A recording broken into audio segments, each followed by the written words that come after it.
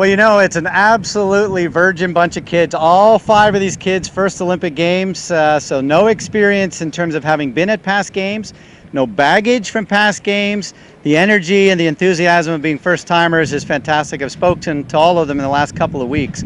So I think you've got a very energetic bunch of kids, all healthy, all really having high expectations for themselves, and racing has never been at a higher level. So they're going to have some very, very high bar to go after. Well, I think timing is so important. If the Olympics had probably come 2 months earlier, Simon Whitfield, I don't think would have won the Olympics. He was getting stronger with every couple of weeks. It was just still a young guy.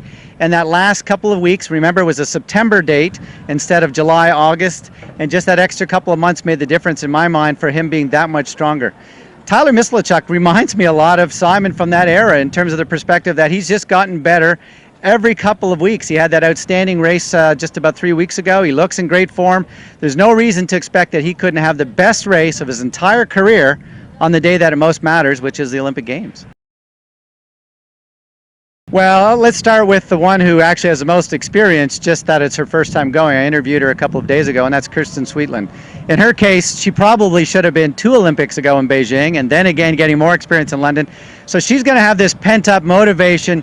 She's finally healthy. She'd probably love to have about another 6 weeks to just get herself a little fitter, but she said she's been training really, really well, and the last time she felt like this, she had a great race in Germany about 2 years ago. So there's no reason not to expect some big things, and she loves tough bike courses. She said the second she saw that course, a big smile came over her face. She is a climber, so if she can have any kind of a swim, don't be surprised to see her have a fantastic race on that course.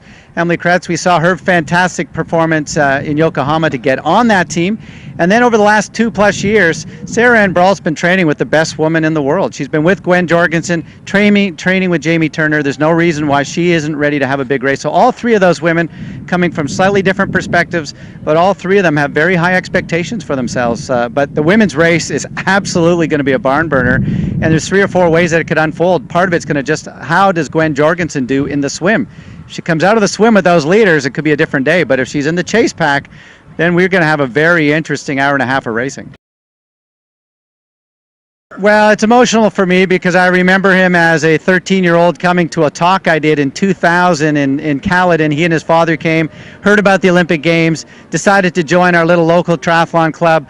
Wasn't the best athlete, had to really suffer and work on his swim, made the junior team, but he wasn't the stud of that junior team. It was Connor, his teammate that was there, Sherry Fraser's son. He was the young stud of that era. He kept doing his work, made the under-23 team, had a setback with a virus in his spine where he almost could have died, could have certainly lost his capacity to train and race.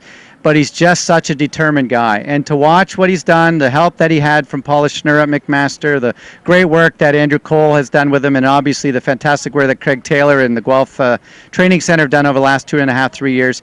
He's paid the price, and he's a spectacular cyclist. So if anything, I would love him to have the greatest swim of his life there. Probably it's not going to happen, but it would be lovely if it does.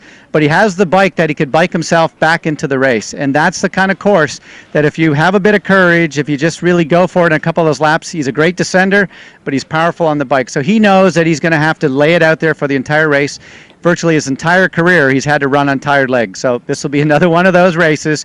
His parents are going over, 500,000 people on Copacabana Beach, your Olympic Games. If you can't be motivated to run on tired legs, you're never going to be motivated. Yeah, you know what? It's going to be great. And Brenda Irving is a triathlete herself from CBC, so I'll have a veteran to work with. So it's going to be fun. She and I worked together way back in Athens, 10 years, 12 years ago.